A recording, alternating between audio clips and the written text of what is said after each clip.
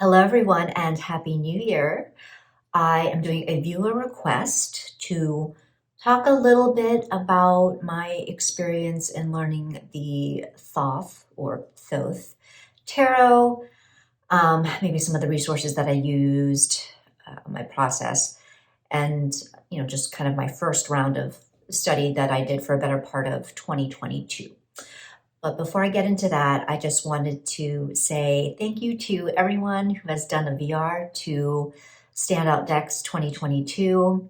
It's been so much fun watching everyone and seeing your selections. I am behind. I will forever be behind on watching YouTube, but I have a list.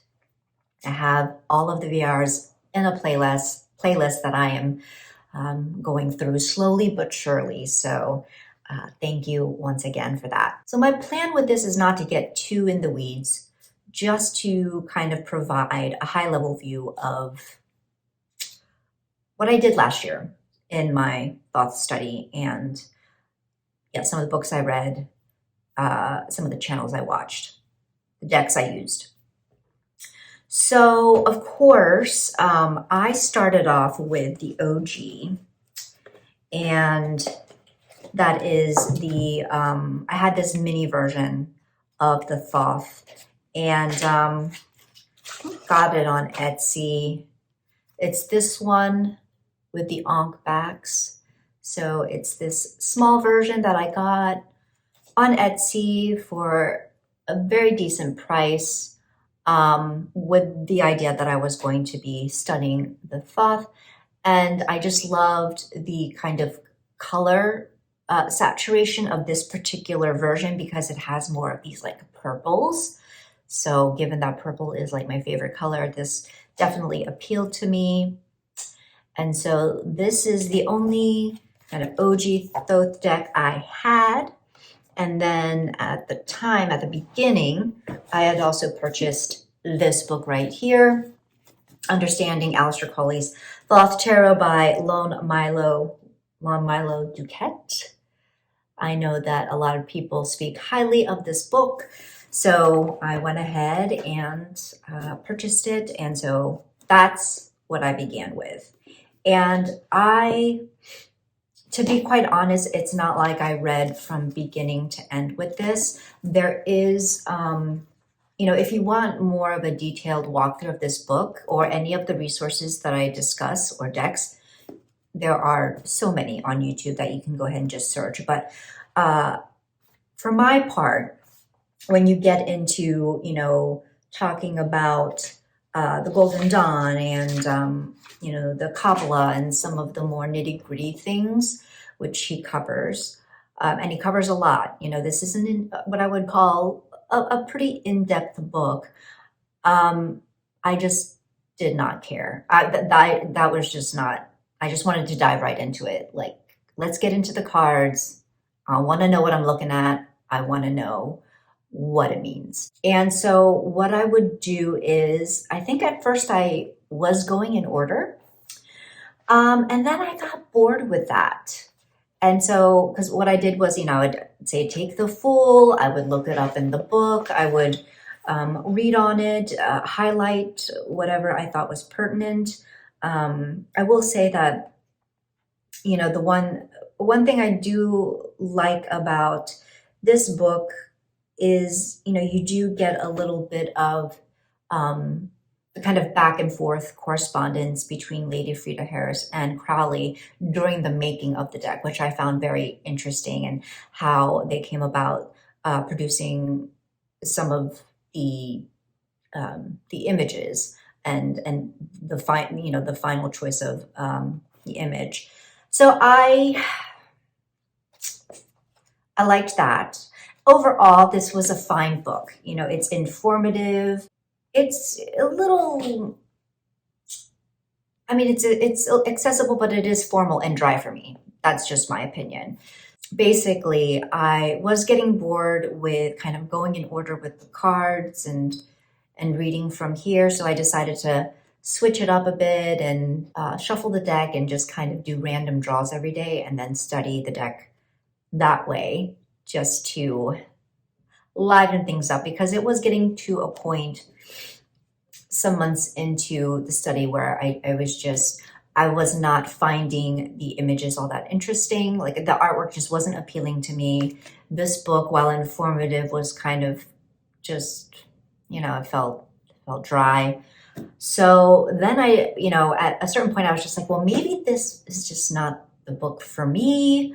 I mean, it's okay. And I'm learning from it, but maybe I need something else. So then, after watching Lennon Smith's video, where she was talking about the different types of Thoth reference books, I saw this on her channel, on her video. And I will try to leave links and such to some of the channels that I mentioned and the books. But yeah, YouTube, there are so many channels and people that have talked about these references ad nauseum. So I'm not bringing anything new in terms of references, really, just telling you what I used. Okay, so anyway, I decided to go with this book because it seemed a little more manageable from what it looked like. I love how it was structured in terms of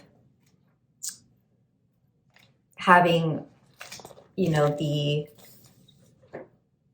symbols kind of listed here with a brief description, and then, the meanings and such, and how that they would apply in different scenarios, like general scenarios, like relationships or, predictive. I love these types of books that have these like shiny, glossy pages. It's such a fantastic tactile experience. Similar to the Yoav Bendov Marseille book. Anyway, so I continued my study with this and found that I was not really feeling it. I was surprised because I really thought like, okay, now this is going to rejuvenate my, my study, and it did not. And I think, this is just, again, just me, but of course, all this information is helpful. If you want to really go that deep into the symbolism, great. I just really wasn't in that headspace, to read about the grapes, the horns, the big boots, to read about the color dots. You know what I mean? It was just like, yeah, I don't care right now. And then the meanings, the interpretations, just for some reason, they were not hitting home with me. I don't know. It almost felt like I was kind of reading another shade of a Little White Book, if that makes sense, where it felt, I don't know, it just didn't feel like, it didn't feel substantial enough. And I don't think you have to be verbose. I don't think there has to be a lot of text for the information to be substantial. Essentially, the text is concise, this much right here. But just in terms of information, I did not find it super substantial. So I quit on this pretty quickly. Oh my God. And was actually going back to the Duquette book. I was going back to that. And not only that, I'm sorry if this video is all over the place. I should have planned it better, but I'm just going with it right now. My eyes are older. The mini deck was just a little bit hard for me to study with. So I found this this larger version cheap on eBay, and so I decided to go ahead and buy this one, and this definitely made looking at the images much easier than the mini. Again, coloration, I prefer the other one, but I am glad that I did get this larger version from US. It's a US Games deck.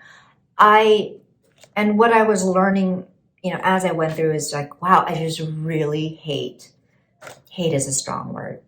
I do not care for this art, especially like the majors and the quartz. It's funny because a lot of people, when it comes to pip decks, and deck creators perhaps making pip decks, it's kind of like a lot of time is maybe spent on the quartz and the majors, and then the pips are just, they're whatever. In this case, I really did not care for the quartz or the majors. I found the pips to be the most beautiful images of this deck. So I moved onto this deck, went back to Milo, and I was just kind of going through the motions at that point. And so I'm like, honestly, I need to do something to spice this up, because I wanted to, at the very least, I wanted to get through reading about and looking into all of the cards in the deck. I just didn't want to stop however many cards through, and just because I was like, I don't know, getting bored, because I wasn't necessarily bored with wanting to know what these cards mean, and learning about them. I was just kind of bored with what I was working with, I guess, if that makes any sense. So then I was like, well, I gotta buy another deck. And I know exactly the one that I think will spice things up. So that was the Millennium Thoth. And boy, I was right. This made me happy. Can't be cosplay. It's my jam. And this deck is that for me in like the best way. A campy cosplay deck that is essentially a Thoth clone, but just with, more of this like photo manipulation with these like really hot looking models. So I was like, yes, please. Okay. Now I'm feeling, a little bit more excited about learning the Thoth. And so this actually worked well with not only the Duquette. What I did was I put this up beside the original, the OG, and just read the two, looked at the two together, and read with the book. Now, it was great and all, but again, Duquette, man, I don't know. I can only take so much of him. Sorry. So I was like, well, let me try one more. So then this is the third and final kind of Thoth book that I bought. Tarot Mirror of the Soul. And this was what I needed. So this, in combination with the Millennium Thoth, really did rejuvenate my interest in this. And I would say this was kind of this type of succinct yet substantive information was what I was hoping to get or thinking that I would get in the the ultimate guide to the Thoth. I was hoping that this would be like this, and it wasn't. So essentially, this was more of what I was hoping and looking for, and so I'm so glad that I got it, because it is, once again, you don't get a lot of fluff. I mean, it's pretty succinct in terms of how much text and how much the author goes into, but what you do get is good information, and is like enough to make me feel like, okay, this is more than enough to work with as a starting point for Thoth.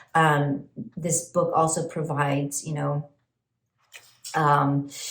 like questions, suggestions, affirmation. You know, it's just snippets of useful ways of thinking about each of the cards. So I really enjoyed this book, I would say, the most out of all three. Now, in terms of YouTube channels, I jumped around and I might be missing certain people, but I will say Joe Monteleone, I think he's pretty well known in the kind of Thoth Tarot community, I think. I've certainly seen his face before on my feed when I wasn't even learning Thoth. So I checked out some of his videos and I found his explanations and his video style and his kind of instructive style to be like my vibe. And so I really enjoyed his videos, especially with like the court cards. Just like the RWS, court cards felt harder for me to grasp, and especially because it felt like different in some ways from the RWS. So I feel like Joe Monteleone was the source who kind of made things click for me more in terms of court cards. Nina from Shuffle Tarot, she has some great Thoth videos, as well as a Facebook group, I think based on the playlist called Thoth from Scratch. So if you're on Facebook, I suggest that you check out that Facebook group. She posts videos dealing with Thoth and learning about that particular reading style. I mentioned Lennon Smith, particularly her video on the different types of books. I know James Feeney has also spoken about that.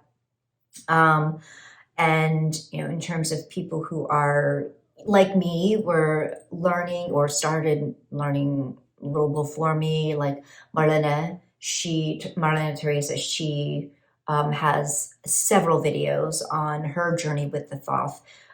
So I will try to, hopefully I will remember all this, to put in the description box. But essentially, that's pretty much my process. I don't know. I'm hoping this was helpful for somebody. I feel like I'm glad that I studied.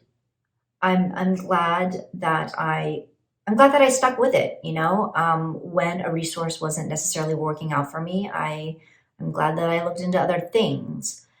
And I have come to a place where I feel like I don't need to do or want to do any further study of the Thoth. I think it's okay. I think I will always prefer the more of the Marseille or the RWS style of reading over the Thoth. But this is not to say that I would not consider a Thoth-inspired deck should I come across one that really interests me. I'm keeping my Millennium Thoth, and I will continue using that one because it is just so good, so good. And I think that's pretty much it. I'm not sure. I don't know. I've gone back and forth about keeping this one because I just don't. I just can't see very well. So I might be rehoming this one. It's this deck. I thought this was like in the public domain. I did not realize that this might be copyright infringed or yeah, I'm not sure. I don't know. So I'm just putting that out there that this might be or probably is violating copyright. Again, I I thought that the Thoth images were in the public domain, but from what I recently read somewhere, that is not the case. I will keep this one. I will keep this one just as a reference. I always think doesn't hurt. I already have it. Doesn't hurt to keep it as a reference at some point. Again, might rehome this one. Definitely keeping this one. Definitely. Probably will keep this one as well. Maybe, I don't know. I got what I wanted from it. I highly, highly doubt that I will want to refer back to this for any of the other information. I don't know though. Anyway, but I would say that the Duquette and the Ziegler books were my two top choices. So have you been studying the Thoth? And if so, how's it going for you? Do you like it? Do you hate it? I don't hate it. I don't love it. Right now, I'm a bit over it. I don't need to be looking further into it. Let's just put it that way. That is a wrap for me. If you have stuck around this long, thank you so, so much. And until the next time, much love and take care.